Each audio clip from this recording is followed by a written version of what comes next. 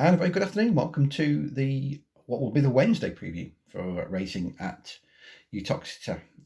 Be a nice little 9-race card there to keep us entertained tomorrow. Been asked to keep doing these videos because one or two people seemingly find them useful and informative. Somebody texted me the other day and said so, which was quite nice. So I'll keep doing these videos as long as people are watching them. And this other one went okay the other day. Hopefully, I put you up a couple of short price ones that didn't really like very much. I couldn't believe the price of Medoro. Laid that for a few quid at 1 or 3, which was quite nice. But that was then. This is now. Let's try and find a couple of winners off of this tricky Uttoxeter card. An interesting card, it has to be said. I'm not saying there's bucket loads of winners, but there are some interesting ones for the future. Not least in this 12:15 first race, 2 mile novices hurdle, where there's a couple that sort of catch the eye. Captain Tomcat's going to be towards the head of the market when they open up. I'm guessing he's going to get put in around about sort of 6-4 mark, I think. Maybe 7-4, something along those sort of lines, after his second to Sangha River on the first run for the yard at the beginning of the month.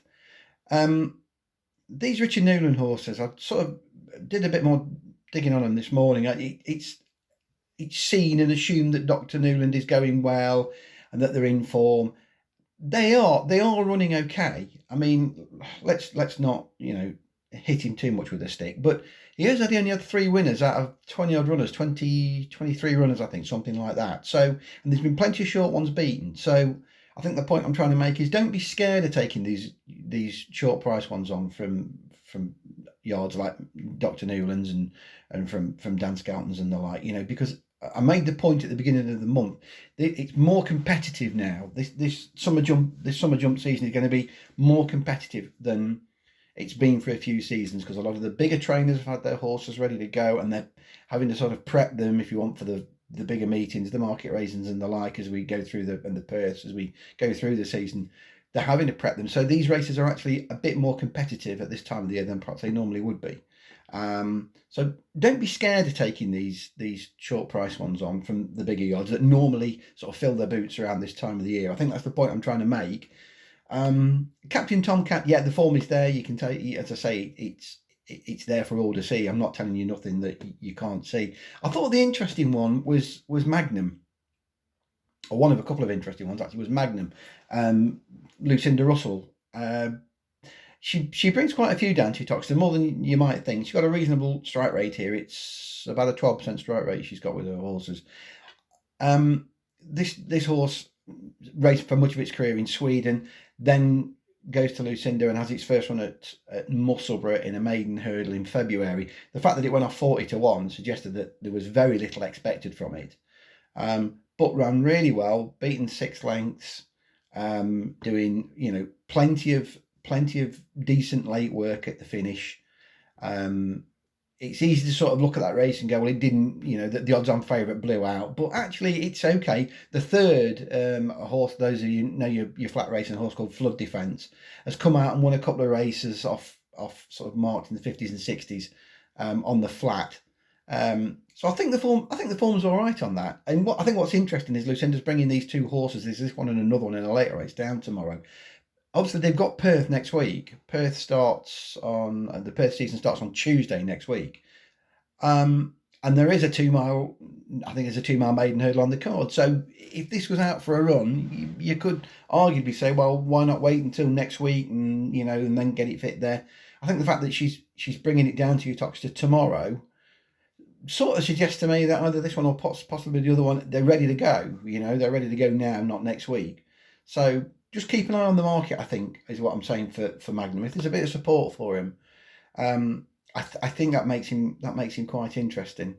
There's a couple of others in the race. See You Soon's been a bit disappointing for Dan Skelton. He was behind Captain Tomcat at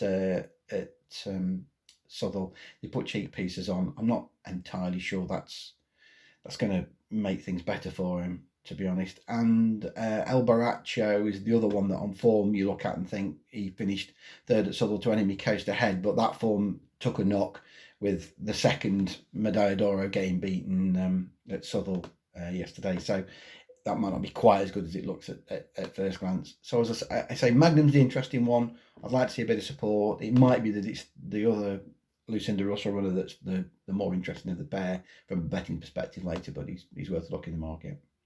That's followed by a race that's just shy of 3 mile, novice hurdle again.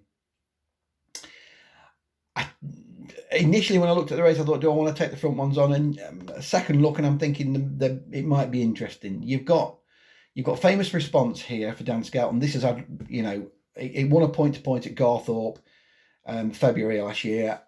Was bought by Mastersons after that. One run at Uttoxeter where it didn't jump very well, and eventually unshipped after getting barged into by another horse at the 5th. But he'd already made a couple of minor mistakes then anyway, so it's not the ideal start to Famous Response's career. You've got Balagan here, who probably should be favourite, I think, and it wouldn't surprise me if he goes off favourite. He's not favourite on the shows that are around at the moment. They're not betting shows as such, but the Racing Post Sporting Life shows have put the Skelton runner in as favourite. I think Balagan, I know he's got the penalty to carry, but he did win very easily over 2.5 here. Last time. He'll need to settle a little bit better because he's going up another half-mile trip, which won't be a problem on breeding, but as I say, he will need to settle. I think he's probably the one that we've got to beat tomorrow. And then you've got Native Getaway, who's better known as a chaser, and when we saw him last, sort of in the spring, he wasn't going anywhere. He was regressive. And goes back over hurdles here. Whether this is a confidence booster for him, I'm not so sure. The two interesting ones, as I say, this isn't the strongest event, so keep an eye out for Orgnacore King, who's coming here, first time after a wind-up, and tongue tie on for David Jeffries. Now, I keep banging the same drum, but you've got to watch these David Jeffries horses in the market. When they back them, they tend to run well.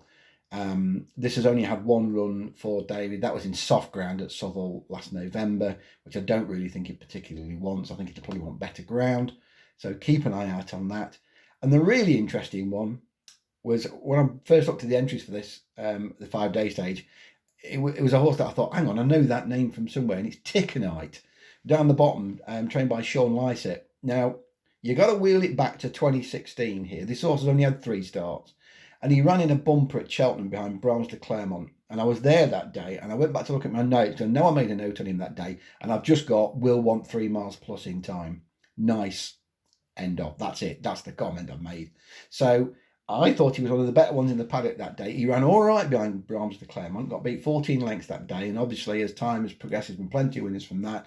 He ran to a similar level in 2 more bumpers after that, but there's been big gaps in his CV. This is his first run for 1,139 days. He'll surely need the run. What I'm looking for tomorrow, I think, from Tickenite is that he still retains the engine. As I always say, it's with the same owners. It's not changed ownership in the meantime since 2017.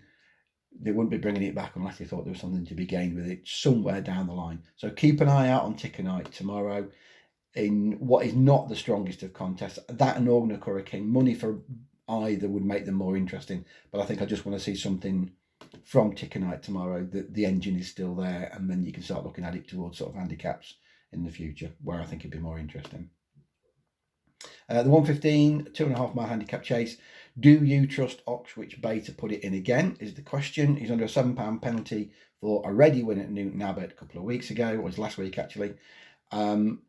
He does tend to make mistakes. He didn't make any mistakes at Newton Abbott, to be absolutely fair to him. He put in a much better round of jumping and showed what he can do when he doesn't make mistakes. Do you want to take 9-4 about it? It's not really my sort of a bet, to be perfectly honest. Again, it's the Lucinda Russell one that sort of catches the eye. This is the second of her 2 runners. Destiny Is All, who got himself a handicap mark with 3 runs in maiden hurdles, straight away into a novice handicap chase off a mark of 93.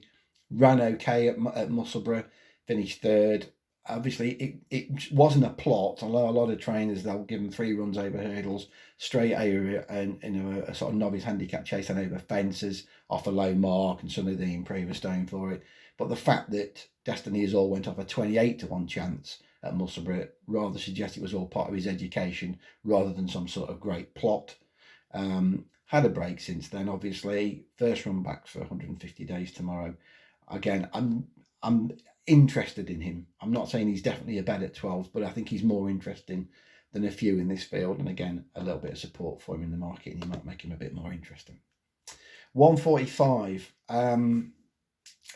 Fascinating race, this, in some respects. Bookmakers are going to put in, well, there's already some betting up for this, and they put Little Stevie in as the 9-4, 5-2 favourite. Now, plus points for Little Stevie. Well, he's got Richard Johnson back in the saddle tomorrow, who I think was on him for his last win, which was a couple of seasons ago. That came at Uttoxeter.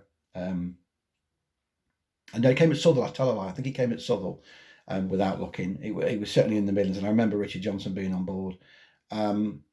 He had a run just 10 days ago here behind Perfect City in a handicap hurdle. Only got beat 6 lengths that day. That's a really good run. It'll have blown the cobwebs away. My worry is you're taking 9-4 about a horse that's won 3 starts from 43 races. He's no win machine, Little Stevie. It sort of shows you what you're dealing with here when he's favourite. It's quite an open looking race in that respect. I think if Little Stevie was a sort of 4-5-1 chance, I'd be more interested than I am at 9-4. I'm not saying he can't win. Of course, he can win, and the market suggests he's the most likely winner. But at bigger prices, the two that sort of interest me were two of the rags, actually. Right down the bottom, Dragon Khan for Rosemary Gasson. This horse coming back off an absence, hasn't been seen since last November. Was really game when he won at Bangor last August. That was off a mark of 78. I mean, he didn't want to be beat that day. He really outfought Admiral Sunset. He didn't all go right for him either. He had to be switched a couple of times in behind horses before he got up on the running by a neck. Since then, he's had 3 starts that were all very disappointing, but all 3 of those are on soft and heavy ground. And I think the key to Dragon Khan is better ground, which he should get tomorrow. So he's back off a break. You're talking about a horse again that's no win machine. He's only won 3 out of 50 odd starts, but you are getting a price. At least you're getting a price. He's 14-1 on a couple of the early shows, and hopefully might get a little bit bigger than that once they've all priced up. Your worries are that he's out the handicap here. He's actually £6 out the handicap. Effectively, he's off a mark of 84. But given that the handicapper put him up to 82 after that Southall win, I think that gives you more of an indication of probably what he's capable of. He is £6 out the handicap, but I don't think he's. I don't think that's too much of a setback if you see what I'm saying, because the ground tomorrow sort of balances that up. And Rosemary's horses are running okay. I mean, poor old Scartair again yesterday did everything right, traded at 1.1 and still managed to get himself beat. I mean, he'll win a race one day. And this is a very similar sort of horse, I think. He just wins in his turn. Thought he was quite interesting. Similarly, the top one, eyes open, wide awake. Now, he's been put in as the absolute rank outsider at 20s, and he's extremely risky. He's off a really good mark if you go back far enough. Very, very good mark of 110. His last win came off 120. Now, that was, getting on for sort of 3 years ago. You need to find excuses for runs since, and there are some absences. It's easy enough to find an excuse for his run at Stratford last October. That was over 2 mile 5 on soft ground. That's not his thing at all. The run at Huntingdon in November after that takes a bit more explaining, because conditions were much more in his favour that day. The ground was more in his favour, and he sort of led to halfway and then gave up pretty quick. Now he's off a mark of 110 tomorrow. Effectively, he's taken another half step down in grade. When he was at his peak, he was a joy to watch. He's a front runner that is a bold jumper and that was hard to catch. Now, you look at this race and how many hold-ups you've got here. There's a lot of hold-up horses. Eyes open, wide awake. He's going to get his own way up front tomorrow. And if he's on song and then get him winging away over those first 2-3, and he can, find a bit of fire in his belly from the old days, he'll look very well handicapped, and he might take a bit of pegging back. He's risky. He's all sorts of risky, and he's more likely to blow out than he is to win. But 20-1, you could get a trade out of him if he wings the first 2, wings that first, and gets away from him. He'll be trading half that straight away. So you might get a trade out of him, and then see how it goes from then on. But they're the interesting 2 for me: eyes open, wide awake, and Dragon Khan in an open looking handicap at 145. 2:15, less interesting in some respects. Again, there's a blindingly obvious front runner here in New Agenda, and he does have a couple of interesting things going for him. Again, the Richard Johnson back in the saddle angle as much as anything. Richard Johnson was on board for his last win. That came a couple of seasons ago. That was off a mark of 122. He's off 118 tomorrow, so there's nothing wrong with his mark. And as I say, it's first time since then that Richard Johnson's been back in the saddle. My next thought was, oh, well, he doesn't really go well fresh. But actually, he's already had a run, which I'd forgotten about. He ran on the flat at Newbury last month, where he only got beaten 5.5 lengths at 33 to 1 by Edward Dante. That's all right. That's blown the cobwebs away. That shows that he's in some sort of form. And as I say, he will get, I think, a pretty easy time of it on the front tomorrow. Again, for those of you that sort of like a trade and you know playing back to late, I think you should get something out of New Agenda tomorrow, because he should be going clear of this field. I think there isn't a lot of these that will want to go forward. There's plenty of hold-ups. None more so than my old friend Peter the Mayo Man, who's just on. He's almost on too good a mark to resist. But I've been saying that for a while, and he was a bit disappointing. He checked out a bit quick at Southwell. He travelled well. Maybe it was the trip. Maybe he just doesn't want 2.5 mile. Maybe 2 mile good ground and a pace to aim at is what he wants. Patience is starting to run a little bit thin with Peter the Mayo Man. But again, he's got his conditions tomorrow. You can't argue his chance, and his mark just looks, you know, you got dropped another £4 for Southwell. It looks ridiculously low now.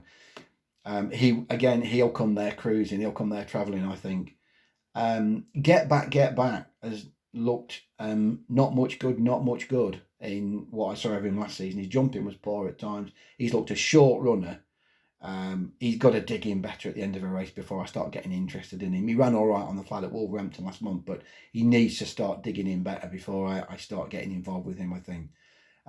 So the way I'm sort of looking at that is, as I say, you know, New Agenda's possibly the one that I'm going to end up backing with a view to a back to lay, and maybe if Peter the Mayo Man comes there looming large 2 out and trading very short, might try to get him beat. But again, it all depends how the afternoon's going. Depends how desperate things are by that point in the afternoon, I suppose.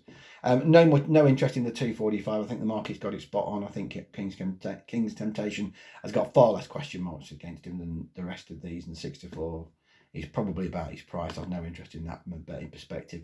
There are interesting ones in the last two. I was really hoping, I've sort of fallen asleep a bit with this 315, because again, when I looked at the entries for it a few days ago, the one that sort of jumped out a little bit at me was Freddie Fanatapan, easy for you to say, trained by Stuart Kitto, Tom Scudamore on board. And at the back of my head, it's something I need to check out, but I've got that Tom's ridden a couple of winners for Stuart before when they've been particularly well backed. This horse has got himself handicapped off the back of 3 runs in soft and heavy ground, which wouldn't be his thing. He's visored tomorrow. If you look at his bumper form going back to sort of October 18 and the spring of 2019, it ain't bad, and it would certainly be better than a marker 93. So I think he was interesting. I was looking for a price. He's been put in at 6.5. I don't know if he's been bigger, but he's been put in at 13-2, which either suggests that the bookmakers have cottoned on, or he was a bigger price and I've missed it. But he's the interesting one in that 315. And then you got the 350, which will be the last one we look at. The last one on the card is a bumper, which never really bother with. And again, the one of interest here in an open race, I've got a couple of notes down for the 11 horse here. I'll do it tomorrow, trained by Katie Price, a trainer I've got a lot of time for. Katie Price doesn't rush her horses at all, lets them find their own feet, and that's very much what she was doing with I'll Do It Tomorrow, who, again, I'd made a note of after his first run in a bumper at Warwick last September. He finished last of 6 that day behind Redford Road, but he only got beaten 30 odd lengths. He wasn't in a different district. That race obviously is working out well. You've had Redford Road himself, of course, was winner of the Albert Bartlett Trial at Cheltenham last December. You got Kilteely Briggs that was second in that race. That's come out and won handicaps off marks in the 130s, and the third Adichie's won a little race as well at Plumpton. So that's the form of that bumper works out perfectly well. he's gone backwards a little bit since then, but runs last 2 runs are on soft and heavy ground.